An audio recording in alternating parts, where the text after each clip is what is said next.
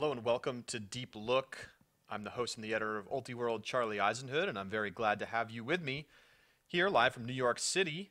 It's 1:15 p.m. here on the East Coast, and getting ready for our second edition of the live version of Deep Look. It's pretty fun. Really enjoyed it last time. Had some live call-ins and folks wanting to get in touch during the show, which was really great, and we hope we can do that again today. Lots to talk about. It was a wild weekend in college ultimate. We have a lot more exciting action coming up in the next 2 weeks.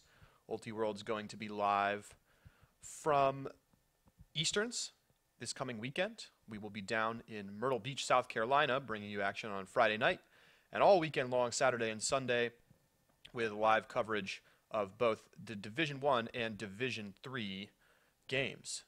Week after that, we'll be up in Seattle, and we're going to be there for the Northwest Challenge, perhaps the most anticipated women's college tournament of the year, with just really an incredible number of top teams. It's really all of the contenders from the Northwest, along with a host of other folks coming from out of region to get into the action. And so this is really the last chance for teams to try to peel away some bids from the Northwest. And we'll have a lot more on the women's division because, of course, this coming weekend is Centex, which is the other major late spring tournament in the women's division. And we'll have a lot to say about the men's division as well. But I'm going to hold off on the college talk for the moment because of some news that broke yesterday, which is that it appears that ESPN and the AUDL have landed some sort of production deal to broadcast select AUDL games on what looks like a weekly basis. Now, if you've been on Ultiworld today, you've probably already seen this. There are 3 games listed in the mobile app of Watch ESPN for the first 3 weeks of the AUDL season.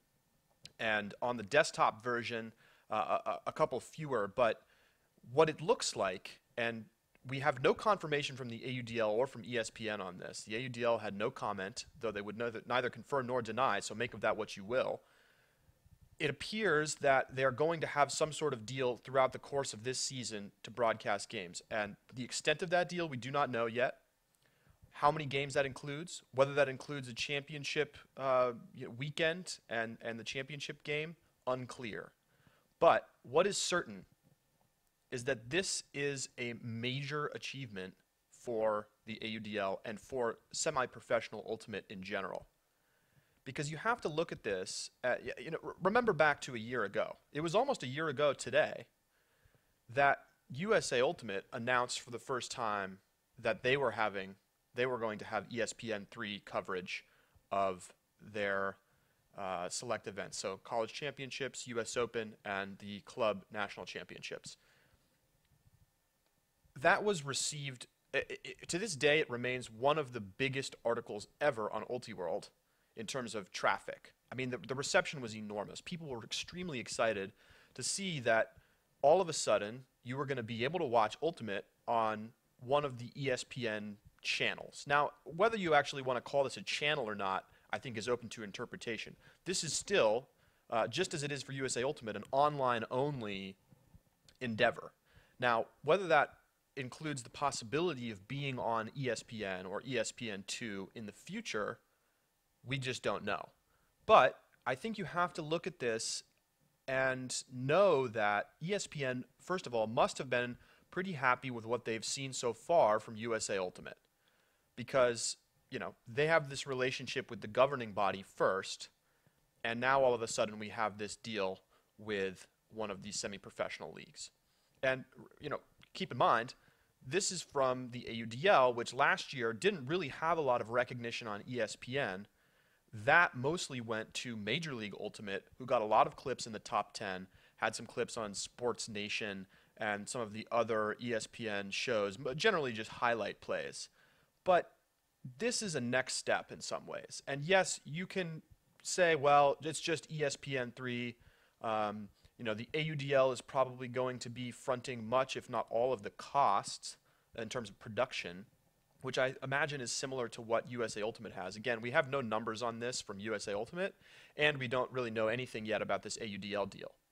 But at the end of the day, the fact that they are willing to take on another Ultimate organization and put it onto ESPN3, I think is a very good sign for Ultimate.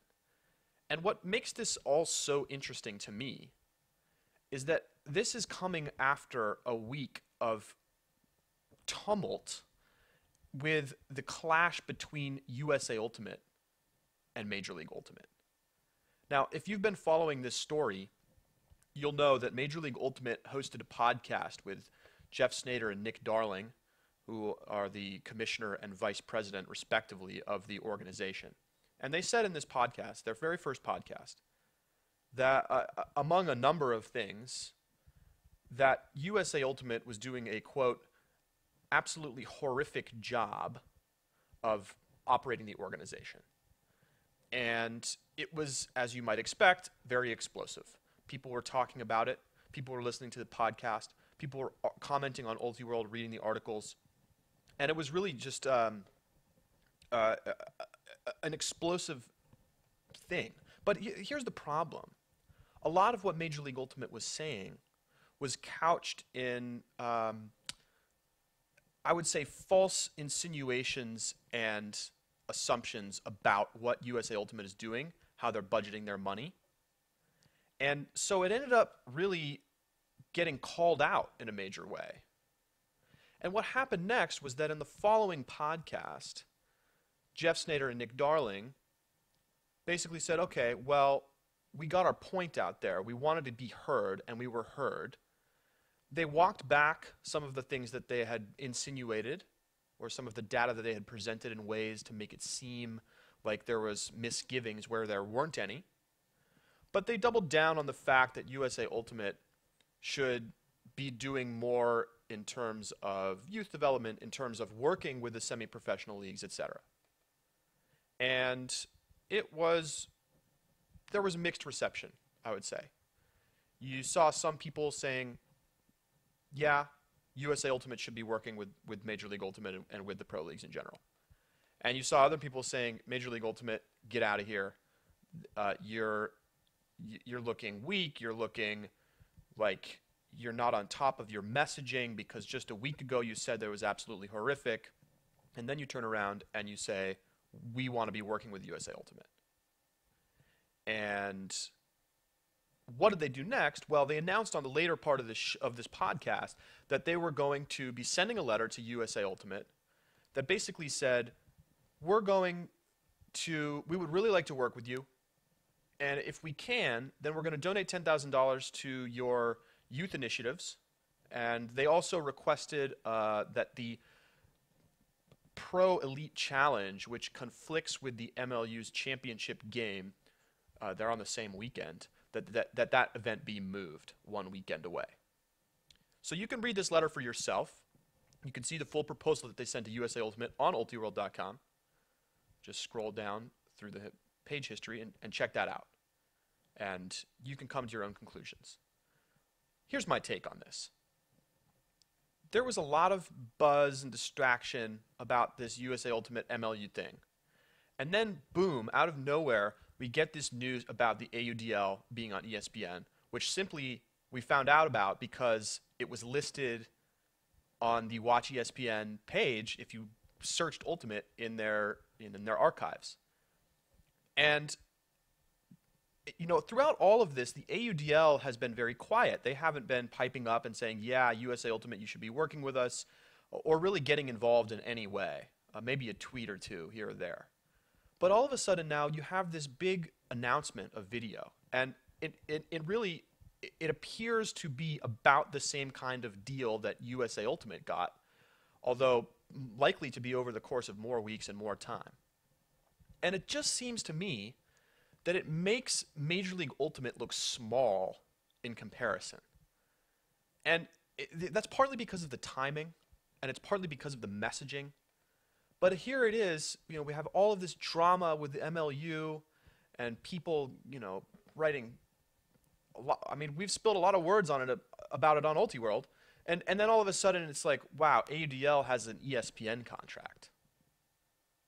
And you're looking at how Major League Ultimate was just sort of fighting with USA Ultimate without any sort of feedback coming from USA Ultimate. And it's a bad PR week if you're at the MLU headquarters. It didn't work.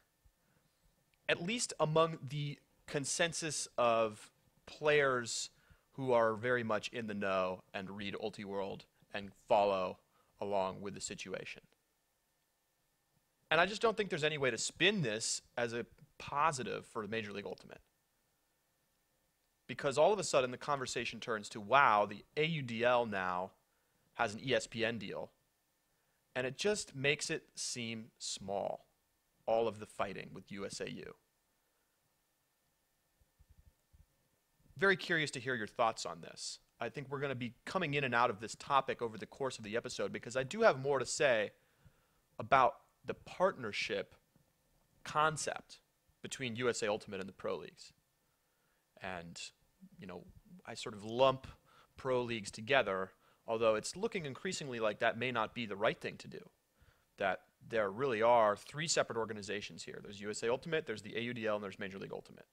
And AUDL and MLU, while they are both pushing a very similar product, are in many ways organizationally getting further and further apart. And that goes, you know, of course, from its core at the business model. But now you're just seeing a difference in messaging and tone that I think matters. So I want to hear your thoughts. Call me. The number to call here to get on the line, 917-720-3566. Again, that's 917-720-3566. What do you make of this?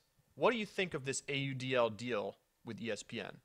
And, of course, we're waiting to find out more. Certainly there's more to come. What do you think of the MLU-USAU spat? Let me know. 917-720-3566. At 1:30, we're going to have Katie Reynolds on the show, reporter for Ultiworld. She's heading to Centex this weekend to cover the women's division, and we're going to get a lot of inside information about what's going on at that tournament, what Katie's going to be watching for, and what sort of this tournament has in terms of implications in the women's division. Traditionally, one of, if not the most important women's tournament of the year, just because of its timing, its size, its relative draw of top-level teams down through bubble-level teams, down through Division III teams. So she'll be on with us in just a couple of minutes. So before we turn over to college, just consider once again, the AUDL, within 3 years, has gone from a startup league that was advertising on Craigslist to get owners, that then in its first season nearly collapsed under its own weight after a lawsuit between the league and two of its teams. We've seen a number of teams fold. We've seen the ownership change hands. We've seen the teams, some do very well, some do very terribly. More teams close this offseason. And you now see them with an ESPN3 deal within 3 years. That's pretty remarkable. And I think if you're a watcher of Ultimate and or you care about the business side of the sport, you have to be intrigued, because even in a world where the AUDL is paying all of the production costs and basically ESPN is just like, yeah, we'll stream your games, whatever. We'll put them up on ESPN3 and we'll never look back at them. This is really going, it looks right now like a very similar deal to what USA Ultimate got. And this may be one of the first times that USA Ultimate is not going to have the premier platform, exclusive premier platform for putting Ultimate out to the world. Now, yes, it's probably unlikely that millions of people are about to tune in on ESPN3 to watch Ultimate games. I mean, they're not doing that now with USA Ultimate. They're probably not going to start anytime soon. But you still have a situation where a startup semi-pro league has gone from 0 to maybe 20, down back to 0 or maybe even negative, and then come out of it a lot stronger. And, you know, you look at the league, and there's still a lot of question marks. There's still a lot of teams that you look at and you say, does this team really field a professional level team? But they are getting stronger. The talent is getting closer to being there. And this is a major step, getting a semi-significant broadcast deal. It's not like they're about to be on ESPN, but it's still a notable branding choice. Because, of course, they could have done a number of things. Last season, they had their games paywalled.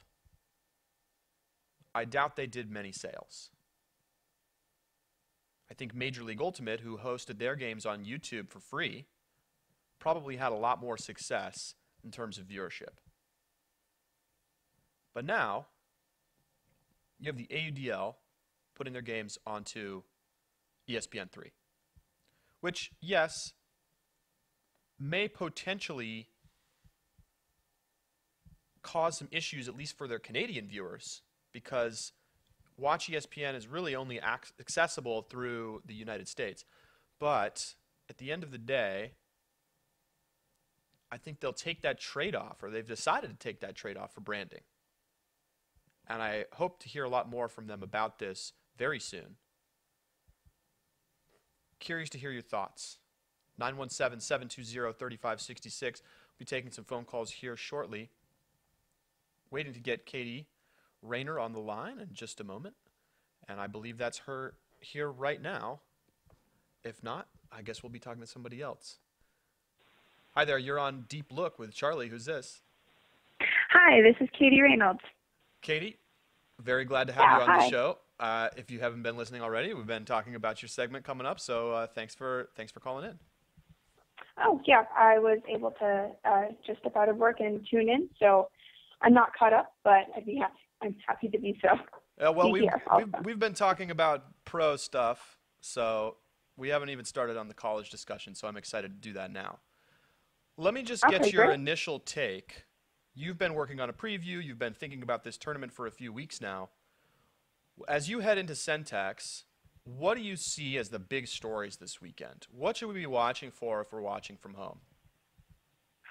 I think what's going to be really interesting is to both see the big heavyweights in Santa Barbara and the Burning Skirts, the Sirens, Texas, and Northeastern, hopefully make it far enough in the bracket that they can kind of go toe-to-toe this late in the season and really, kind of test their mettle against each other. I think that will be really interesting, and I suspect that these four teams will go unchallenged in the for the top seed of these top four pools. Santa Barbara is looking stronger than ever, as is Central Florida, and I think both of those teams are, at least in pool play, untouchable. Texas is a little bit more vulnerable, but also has had a really strong season so far. And Northeastern has a lot to prove, especially after last year coming in as a surprise. So I think seeing those guys go head-to-head later in bracket pool will be really interesting, as well as just watching the North Central and the Atlantic Coast teams vie for some strength bids before Northwest Challenge next weekend. Yeah, let's touch on that for a moment. The North Central last season was one of, if maybe not the strongest region in the division. Oh yeah. I mean, you look at the Northwest, and you can say because of their top end talent, maybe they were stronger. But the North Central was very deep, and all of a sudden this season, it's looking bleak in terms of bids, and they might even be looking at possibility of one. What do you think is going to play out over the rest of the season. Is this a situation where they just haven't had enough outdoor time yet, or is all that talent that left the region really leaving them hurting? I think it's probably a combination of the cold weather and some talent leaving. But to me, it just seems like there's a little bit less of a focus in the region. Carleton is still performing very well, and I think that they will still be a very strong team in the region. That doesn't seem to have changed for them. They kind of hit the ground running. But at least from the limited bit that I got to see them at Midwest Throwdown, Iowa looks like a very different team. And I know they were missing some key players there, but they lost a lot of games that they shouldn't have lost for their first tournament out, and they just looked a little rusty. And it seemed late in the season for them to look rusty. Iowa State similarly looked sleepy in the beginning of Midwest Throwdown, at least against Michigan. They are looking better, but I don't think they're in a position to gain a second bid for the region. Especially with so many other regions coming up, particularly the South Central looking so strong. I just don't think this is the year for the North Central to lay claim to more than one. Despite the fact that I think Iowa State is doing well this year, and Iowa very well may perform well at Centex, I just think it's too little too late. When you look at this bracket, you really see UCSB and Central Florida standing out as those top two teams. They each have a really high quality top star. You know, Lisa Pidcaithley leading the way for UCSB in the conversation for the Callahan. Sonny Harris leading the conversation for the Callahan for Central Florida. When you might expect to see these teams meet in the finals. They had a really good matchup at the Stanford Invite that UCSB won by 1 point. Do you expect a similar result this week, or do you think these teams are very even? I think the Universe Point win shows that they're very even teams, and I don't think that the gap has shifted in one direction or the other before Centex. So I would be surprised if they weren't the two teams in the finals.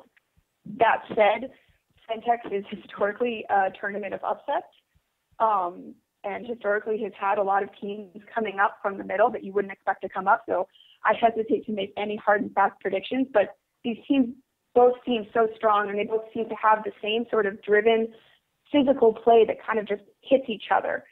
So it'll be interesting to see, having played each other before and having played such a close match, how they'll adjust to each other for, whenever they do, I suspect, inevitably meet at Centex. I think for the Burning Skirts, what I've seen from studying their play and from having played them for several years in the past few years, it's so hard to contain Lisa that often teams have to, even if it's not windy, fall back on a sort of zone with a person-to-person match on Lisa, which is effective. And I'm not sure if Central Florida played that at Stanford Invite, but that seems to be where most teams find success against the Burning Skirts. It's kind of trying to shut down their movement and really closing down as much as they can, closing down Lisa. But I think that's going to be a really interesting match, and I expect to see them in the finals. Are there any teams that you think are poised for a little bit of a breakout weekend, maybe somebody that we wouldn't expect? I'm excited to see. I don't think Kansas is in the best position within their pool and within kind of the way it's structured to kind of break out, because there's only, there's a kind of a ceiling they'll hit against the Burning Skirts in their pool. But I've really enjoyed watching them play. They have just kind of under the radar, very clean offense. And I think that they'll go pretty far in the bracket. Let's see, from the lower pools, I don't see any really breaking through, though I think Colorado College will do well. They were playing very, very clean that I've seen them so far this season, but they haven't made a lot of nationwide noise. But beyond that, I think a lot of it will be these teams kind of fighting to have really strong out-of-region games for the teams that need the bids, trying to get those bids. I don't see a lot of the teams in the middle range like there have been in past years, like Tufts several years ago, who kind of break through to the top tier. And when you look at these power pools, you do see some teams that maybe have an opportunity to make a splash. You know, you look at North Carolina, they'll get a shot against Central Florida in pool play. That could Yeah. potentially be an interesting game. UNC, of course, very unfortunately lost one of their star players, Lisa Cooper, to an ACL injury, but Shelly Cohen has been out in front of the Callahan race so far this year and is going to have a big time opportunity to make a splash in that game. Do you think that game will be close? Uh, does UCF win that game easily, or is it going to be a sort of good head-to-head matchup with top stars doing work on both sides? I think North Carolina will put up a good fight. I do predict that Central Florida will win it in the end, just in terms of their physicality. But I do think it's interesting. I mean, Lisa Cooper is undoubtedly a huge loss, but Shelly Cohen, you know, is not alone on Pleiades by any means. You know, they've still got players like Bridget Walsh and Kendall Beethoven who will absolutely step up and make plays for them on both sides of the disc. And so, in a sense, I think, and in that entire pool, there are kind of players missing from all those teams. Iowa State's missing Candy Nelson. Pleiades is missing Lisa Cooper. I don't have the latest update on whether Sunny Harris will be playing. I would guess so. I think it'll be a really good game to watch. I think that North Carolina putting up a good game against Central Florida and racking a lot of points will do a lot for their region, even if they don't pull out the win. But I think that it's really telling for both teams that even if their top player is either injured or not playing at 100%, that both of those teams have a lot of depth to them, where even if they're missing that top person, they're still playing far better than a lot of the teams out there. And I think that's going to be really fun to watch. All right, any predictions? Who's going to take the title? Oof. Oh, I'm so scared to make predictions. I will be. The thing about Centex, this is my favorite tournament of the year. I love to mentally make predictions, but the best thing about this tournament is there are always so many surprises. I love this tournament. Just there's such a depth of teams, and there's teams from almost every region except the Northwest this year that you kind of just don't know what you're going to get when you throw all of them together. My money's on Central Florida. If I were a betting girl, I would say Central Florida's going to take it, just because they just seem untouchable so far this season, except from, you know, bigger teams like Oregon, who's going to be at the Northwest Challenge, I believe. But my money would be on Central Florida. That said, I think there actually is going to be a lot of movement, especially within the middle ranks of this tournament, and that could have really interesting results for the bids. Absolutely. All right. Well, thanks so much, Katie. Best of luck and enjoy the weekend. Absolutely. Thank you. Bye-bye. That was Katie Reynolds, Ultiworld reporter, heading down to Centex this weekend to cover the women's division. And as usual, it will be a very exciting tournament and has just huge implications for bids.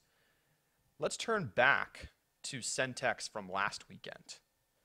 And that was the men's division. And it was a once again, always a good tournament, always a strong tournament. This year, particularly strong. We saw all of those top teams from the South Central, which we're going to talk a little bit more about in just a moment. Teams like Oregon, Wisconsin, Minnesota, and then on down the list, some teams from the Southwest, etc. So you had big bid implications. You had top teams, including number 2 Colorado, headlining the tournament, and a lot of opportunities for teams to get out there and get in some good late season games. Now, the big story coming out of this tournament is simply this. Colorado is really, really good. When we started this season, I expected to see 5 or 6 teams, maybe a little more than that, vying for that top spot. Teams like Central Florida, teams like Oregon. We've seen the rise of some of those Florida teams, Florida and Florida State playing well. But what we have seen is that 2 teams, number 1 ranked North Carolina and number 2 ranked Colorado, have really separated themselves from the rest of the competition so far this season. That doesn't mean that's going to hold at nationals, certainly. But It has been an incredible performance from those two teams. Look at Colorado. Did not lose a game until they lost to UNC in the quarterfinals of the Stanford Invite. Yes, they went on to lose their following game to Stanford. I don't put a lot of weight in that game. You're coming off of a loss of probably your most anticipated game of the season. You're going to come out flat. That's not to take anything away from Stanford, who I'm sure played very well in that game, because you have to play well to beat a team like Colorado. But, don't think that that really sets them back in any way. Then Colorado goes out and they crush everybody this weekend. They didn't have a game that was closer than 3 points. 4 points. Look at their schedule. They beat British Columbia 15-5, blowout. They beat Northern Iowa, who we're going to come back to in just a moment, 15-11. Really, in College Ultimate, 4-point loss, it's a blowout. They beat Texas A&M 15-11. Then, pre-quarters, beat Iowa State by 7. Beat Wisconsin in the quarters by 8. Beat LSU by 5 in the semis, and then crushed Texas A&M 15-6 in the finals. I mean, that's just dominant. Jimmy Mickle he probably secured a Callahan for himself this weekend. After some question marks at Stanford Invite, he didn't really have a great game against UNC. He dominated this weekend. And our reporter on the ground there, Marcelo Gonzalez, talked in the finals recap about just how good he was. Touching the disc every other, getting huge Ds, making all of the throws, moving the disc all around the field, and simply playing like the kind of player that we know he is and can be. And already coming into the season with such a lead in the Callahan race, just in terms of notoriety and sheer talent, I think he probably did enough this weekend to secure himself a nomination. And, well, obviously a nomination and probably the award. We'll see. There's Eastern still to come. But that's it for Colorado until the series. So they finished the regular season on a very high note, just absolutely obliterating everybody. And we've seen the same thing from UNC. They've only lost one game. Pittsburgh, in a windy pool play game at Stanford. They are, they handled Colorado, frankly. You can go back, and there's a great article on UltiWorld breaking down strategically what UNC did to beat Colorado in that game. But in some ways, it just looked like they had bigger, faster, stronger athletes out on the field. And they limited Jimmy Mickle. And aside from some poor decisions and turnovers late, they really dominated that game. It was almost wire to wire. So you have these two teams that have just risen to the top. And the question in these situations is always, will you be able to bring it all the way to the end of the season? Or are you going to have a little dip? And we've seen that happen. We watched last year as Pittsburgh accelerated throughout the course of the season. Didn't play their best at the early part of the year. Never, kept losing in semifinals of tournaments. And then at nationals were clearly the best team. You have to think that they're going to be involved again this year, looking at what they've done so far. And we'll talk a little bit more about Easterns in a second. But let's continue to look here at Centex.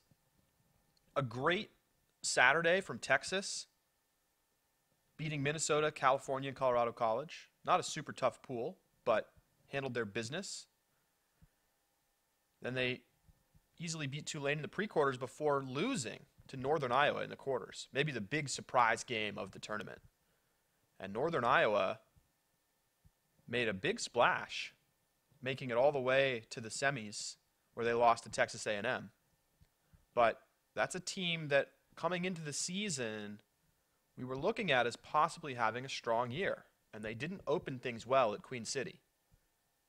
And people started to write them off a little bit. But after this weekend, you have to consider them a threat. The only teams that they lost to this weekend, Colorado and Texas A&M, two top 10 ranked teams. So make of that what you will.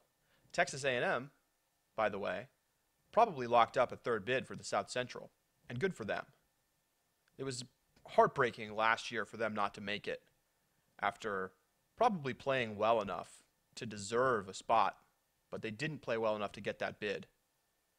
Had some short numbers at tournaments, and frankly, they looked in danger again this year after going to warm-up, having some huge wins, and then some very strange and disappointing losses. And it was a big question mark. What are they going to be able to do at Centex? Well, they answered the call. They lost twice, both to Colorado. That's not shabby. And their win 13-11 over Oregon in quarters, that's not a game they would have won last year. This team has developed, it has matured, and while they probably don't have what it takes to get past Colorado in that region, I think they're going to be putting up a really good fight at regionals. If they end up getting 3 bids, I would put money on them making the nationals. They did everything but get that bid last year, and they brought back 2 of their big stars, Dalton Smith, Matt Bennett. They're ready to make that run. And the other team that you really have to look at from this weekend, LSU. This is a team that I don't think anybody really saw coming. And what do? They fairly easily make it out of their pool with no losses. They were not in one of the power pools, so they had to win that. And then they beat Arizona State 12-11, great game in the pre-quarters. They edged British Columbia in the quarters, 13-12, and had a very respectable 15-10 loss to Colorado in the semis. And when this team is at full strength, they are quite good. And if I was in the Southeast, I would not feel very comfortable having to play that team anytime during the weekend. They're probably not going to get a bid, but it is possible that their performance will help buoy the results of Central Florida. And if that happens, Central Florida might edge into that third bid. But Eastern is going to be a big question mark. What can that team do? Is Central Florida ready to make a resurgence? Have they figured it out? This is a team that was in the finals last year. And after graduating, a couple of key players have just not been the same team so far this year. But that's not to say that they don't have tons of talent on that roster. They do. But for whatever reason, injuries, mental stuff, they just haven't clicked. And stay tuned because we have a great article coming up probably tomorrow about Central Florida and their push to get back into nationals and beyond, and looking for that top spot yet again. And Andrew Roca, their coach, is very clear. We have one goal, a national title. Whatever it takes. If we lose every game before that, before nationals, and then we go out and we win nationals, I'm happy. But you have to be a little concerned if you're a Central Florida fan. Where are the wins? They haven't been winning those big games when they need to. Pre-quarters. Semis. It's been losses in those kinds of moments so far this year. So, other than that, not spectacularly interesting results. I think the big surprise was Texas falling to Northern Iowa, but then Texas responded by beating Oregon and Wisconsin in the 5th place bracket. So you can't really knock Texas too much for that, but you do have to think, do they have what it takes to make a deep semifinal run this year? Will Driscoll, hugely talented, still had a little bit of a knee twinge that was keeping him away from being 100% this weekend. Perhaps that contributed to their loss. But at full strength and with Driscoll playing a lot of points, that's another team you just do not want to face. You don't want to face them.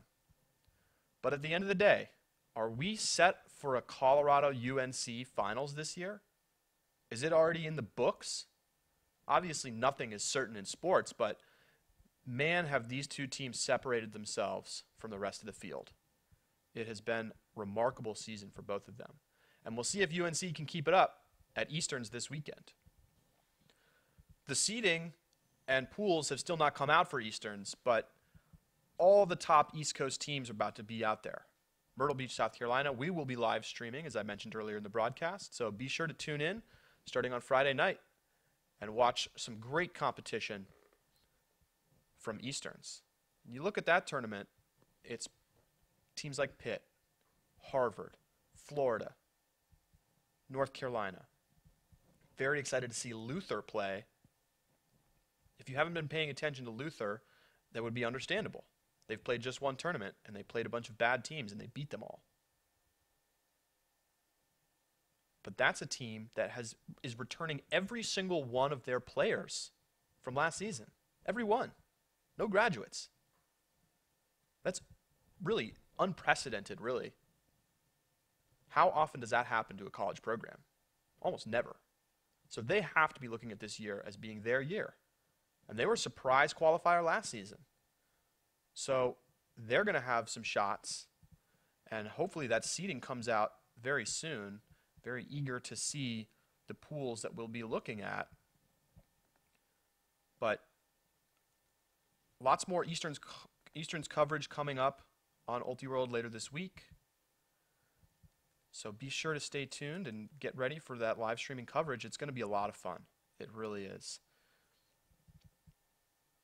Other teams, you know, one of the other big stories of this weekend, and we'll be talking about this more as well, Carleton will be returning to the field after missing Stanford Invite and dealing with the terrible tragedy of the loss of 3 of their players in a car accident. But they'll be taking the field with just 16 players this weekend. And, you know, the results, you almost feel like the results for them won't matter. And we hope to be speaking with the team about their season. You know, how do you go into the rest of this year? How do you memorialize your, as you might say, if you were on the team with them, your brothers? Few friendships are as tight as those that you get through sports, and particularly in College Ultimate. You spend hours and hours and hours and hours with that team. And, you know, to lose 3 like that is just, it's hard to imagine. I think the rest of us, I think that's why we've seen such an outpouring of support. And how wonderful that's been. So very interesting to see them get back on the field this week. And we'll be talking to the team soon about that, about the decision to play, how they're holding up. The team together flew to all 3 of the memorial services for their teammates, which is just a sign of how tight-knit not only a College Ultimate team is, but that particularly that Carleton team. You know, one of the just archetypal College Ultimate programs. So more to come on that. Love to hear from you about anything we've been talking about so far. Pro, the AUDL ESPN deal, Major League Ultimate, USA Ultimate. Number to call, 917-720-3566. Again, that's 917-720-3566. Coming back briefly to this pro situation, and I promised this earlier in the show.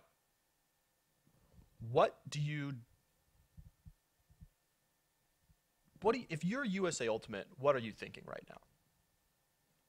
You have one of these semi-pro leagues, Major League Ultimate, publicly bashing you, and then saying, hey, the reason that we're bashing you is that we think you can be doing better. The way you should do that is to work with us.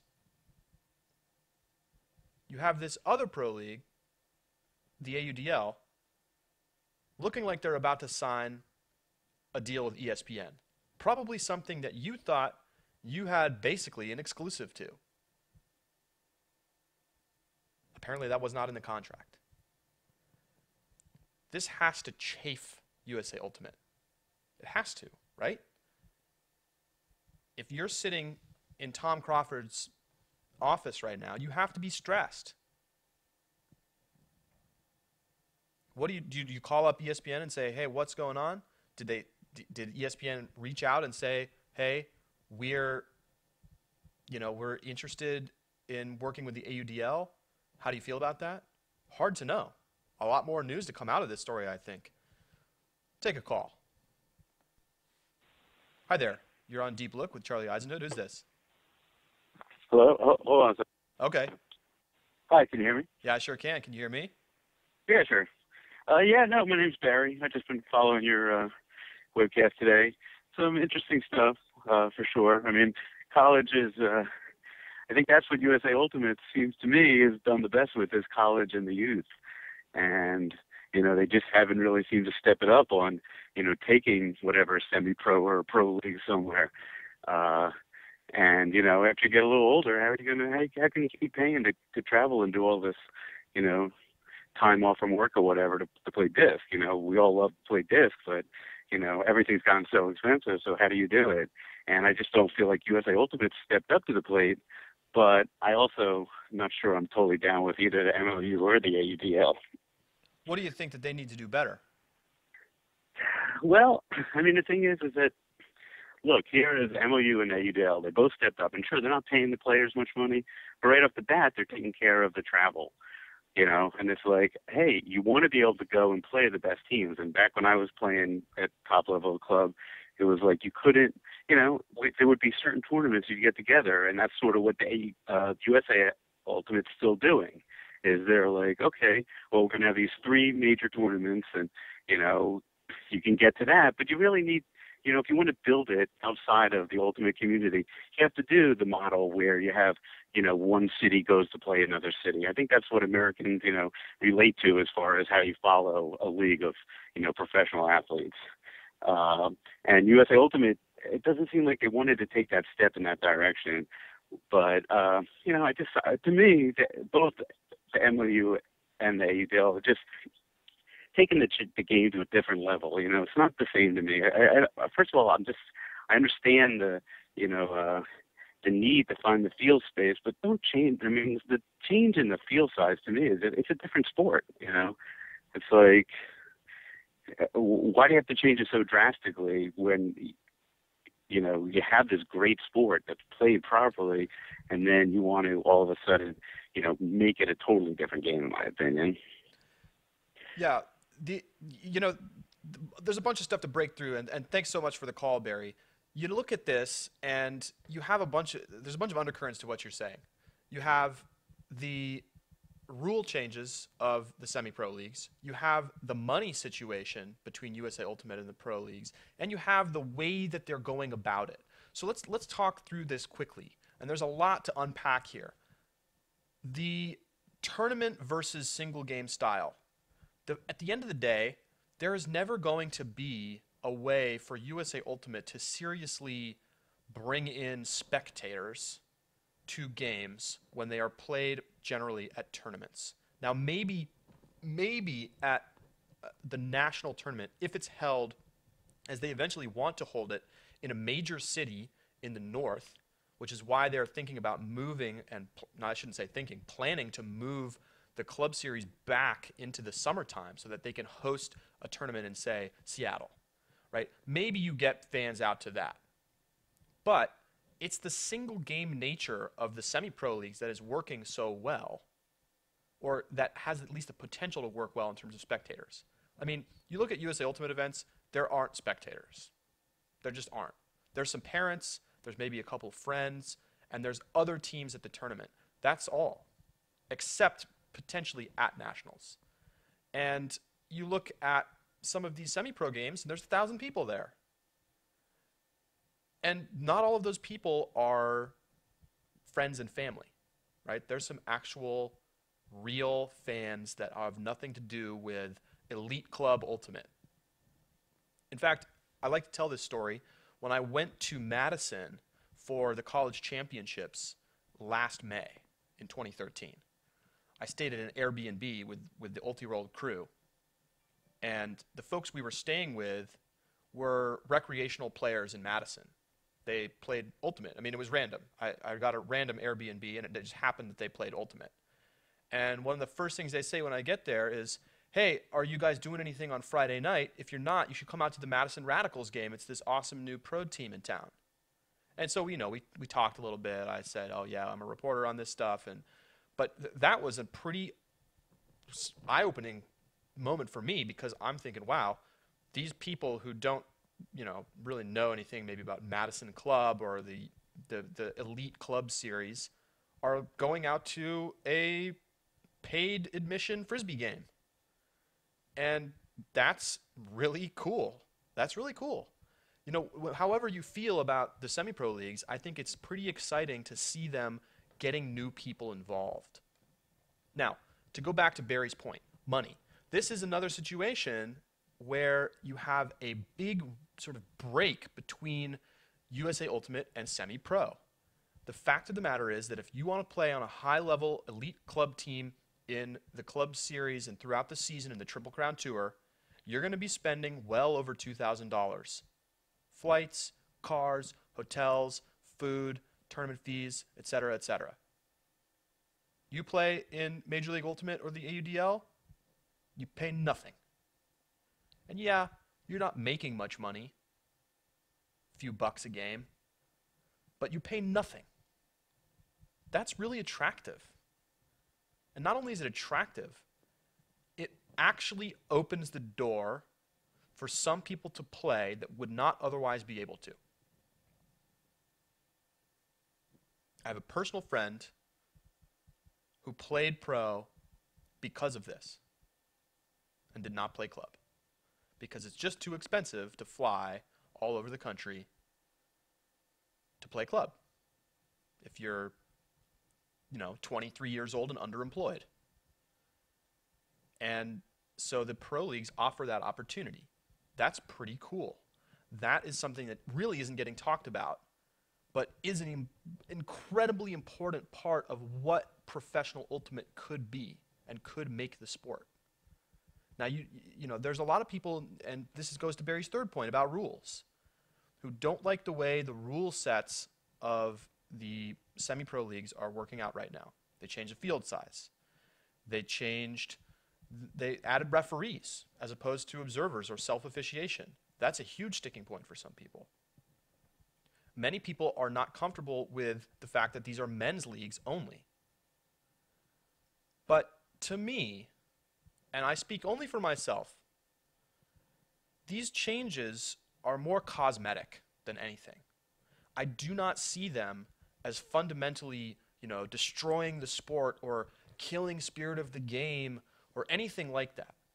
You have a different rule set. Well, I mean, the rules have changed over the course of time.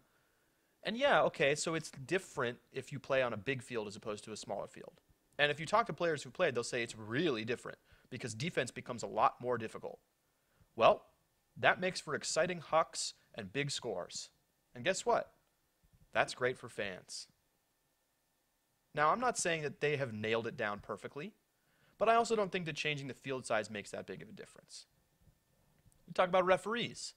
To me, the distinction between referees that call fouls and observers is very thin.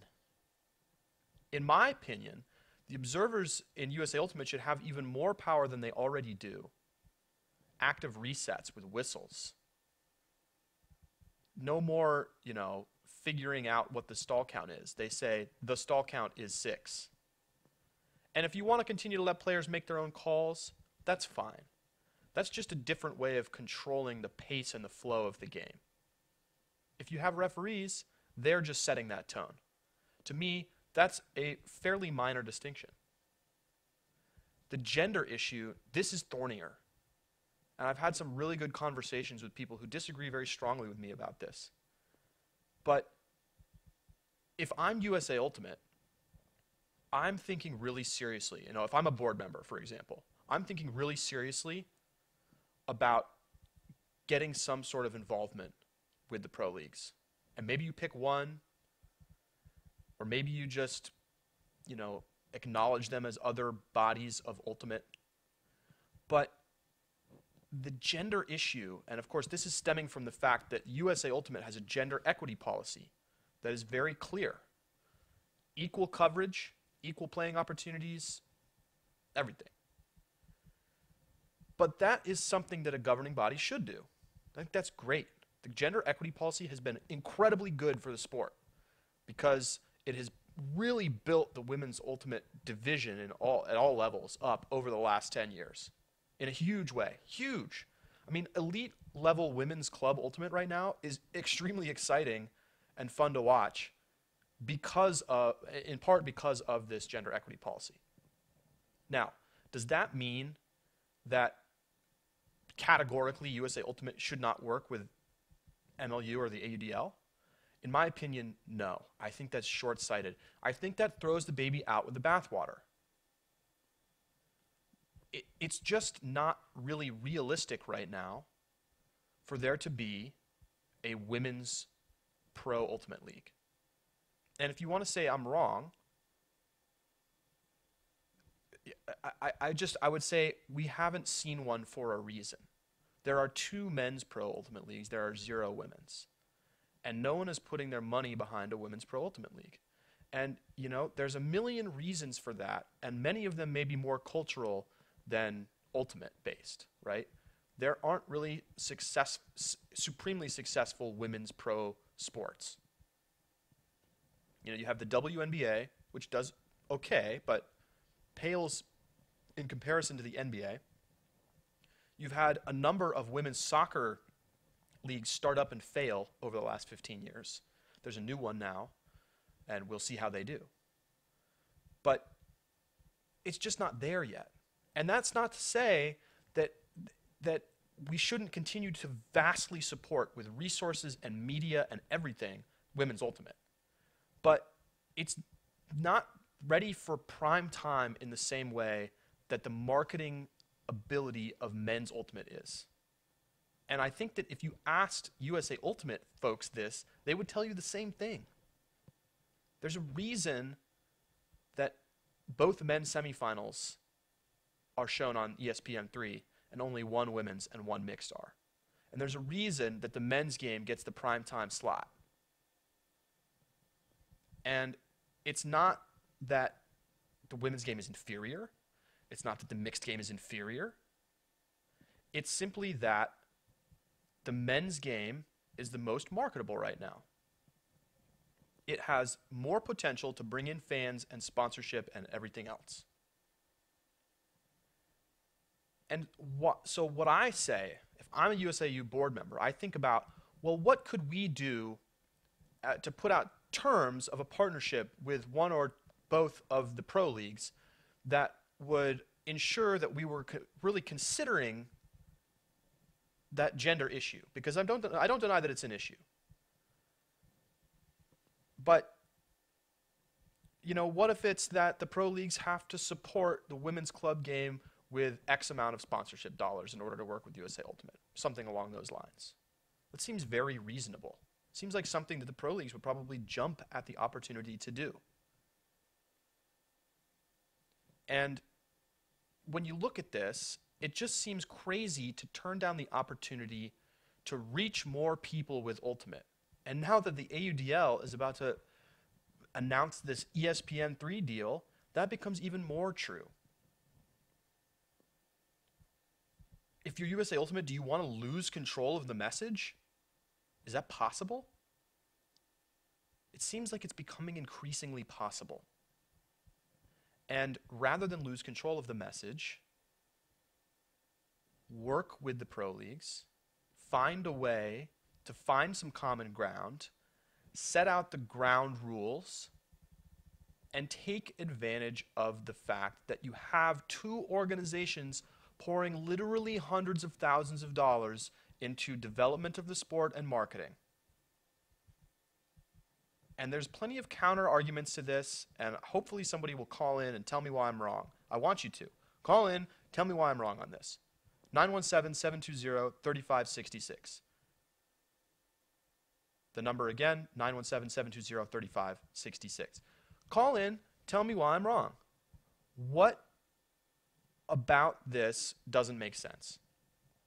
And you know what's really frustrating to me is that the entire MLU controversy about USA Ultimate has made this less likely to happen, in my opinion. They are now less likely to want to work with the MLU and probably by extension the AUDL just because of the public criticism followed by this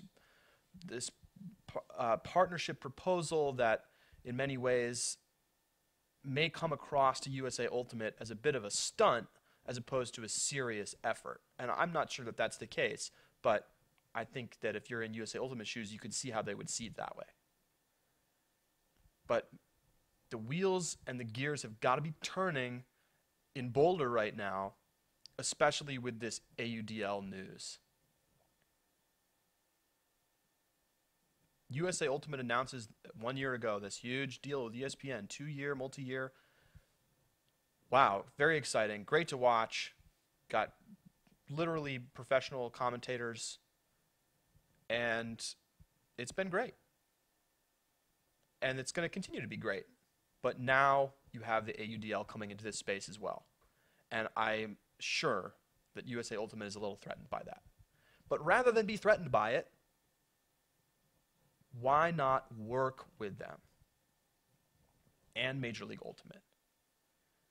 There has got to be a way to find some common ground and work together. I just don't buy the fact that changing the rules makes it a different sport. I don't buy it. I don't think referees are going to change the game. At the end of the day, the way that Ultimate is taught at the youngest levels, the youth levels, where I think you could argue that spirit of the game is the most important, is not going to change. You're going to teach it the same way. People are going to learn to make their own calls and resolve disputes. And honestly, playing with observers is exactly like playing with referees. It's the same. Whether I call the foul or the referee calls the foul makes little difference. There's still ways to take advantage of both systems. And so to me, it's just a difference of presentation. It's almost marketing. And I understand USA Ultimate sees the marketing value of observers and self-officiation because they think that that's a really great way to differentiate the sport from other sports. And the semi-pro leagues are like, you know what? If it's not broke, don't fix it in terms of the way that they approach professionalizing the sport. Well, other sports use referees. We're going to use referees. I just don't think it matters. You know, I think if one of the pro leagues switched to observers tomorrow, would it really make much of a difference in the game? Not really. The only thing that might change is just the way that that plays out on the field. But here's the question I have. Let's say tomorrow that Major League Ultimate switched to observers. Would USA Ultimate then work with them? Is that the sticking point? Because it seems to me that it's not. And I have no reason to believe that deep down. I don't know. I don't have inside information or anything. But it just doesn't seem like USA Ultimate is that's what this is about. If it's about gender, I think there's a much better argument there. But I still think that by saying, well, this is not gender equal, whereas the women's professional Ultimate League is just, it's a short-sighted look at the situation. Because the money being invested right now is just huge. And it's going to have positive spillover for USA Ultimate as well, regardless of whether they work together or not. But I do think that working together makes so much more sense. And I really want someone to call in and tell me why I'm wrong. I know there's people who feel strongly that I am wrong about this. I've talked to particular people at length. I see some people asking in the comments for the phone number. I'll give it to you one more time if you want to call in and talk. 917-720-3566. 917-720-3566. Somebody asks, Caleb Dennicor asked in the comments, do we know that USA Ultimate and AUDL are not working together on the ESPN deal? We do not know that. I do not know that. Perhaps we will find out more soon. I'm sure we will. We're less than a month away from opening poll in the AUDL. And I think that's unlikely. I think it's very unlikely. But it is possible. I think that ESPN is big enough that they probably make their own arrangements with various organizations. And I think we would probably see some more formal discussion of partnership or organization between the two leagues if they were to suddenly announce a joint venture in terms of broadcasting. But I guess we'll find out. Somebody else mentions that there are models for women's success in sports in other areas. This is Keith Rayner, Ultiworld's women's coverage coordinator. And he says, women's tennis, gymnastics, track and field, and volleyball, we pay attention for major events. Perhaps marketing a women's ultimate event would be intelligent. That's a great idea. I think if you put it together the right way, maybe in conjunction with a major event with one of the pro leagues or something like that, that you really could get great interest. Because at the top level of the game, it is exciting to watch women's ultimate.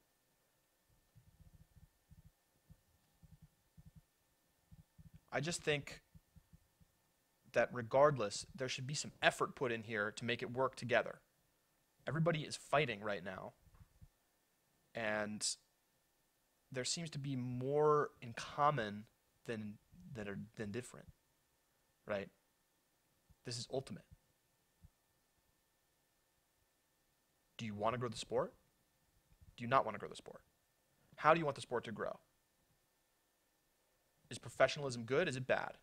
These are the questions that need to be talked about. But USA Ultimate they're not even answering these questions. There's just no recognition of these pro leagues at all.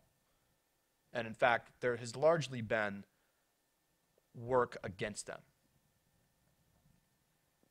And we're getting to a point where players are going to have to make a choice because USA Ultimate is going to move the series back into the summer, which is going to start conflicting with semi-pro events.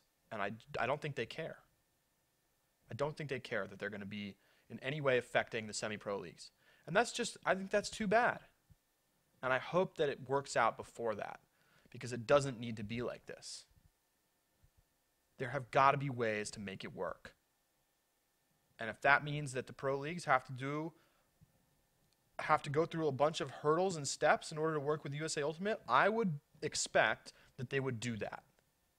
Maybe I'm wrong. But it seems like a very advantageous partnership to both the pro leagues and to USA Ultimate. Very interesting. All right. Number to call, 917-720-3566. Any final thoughts? I'm interested in hearing them. About to sign off here on this edition of Deep Look. I'm glad you're here joining me now. But if you have any last thoughts about the pro issues or college, let me know. So I'm going to close by talking a little bit more about Easterns. Very excited to be bringing live streaming coverage throughout the course of this weekend from Myrtle Beach, South Carolina.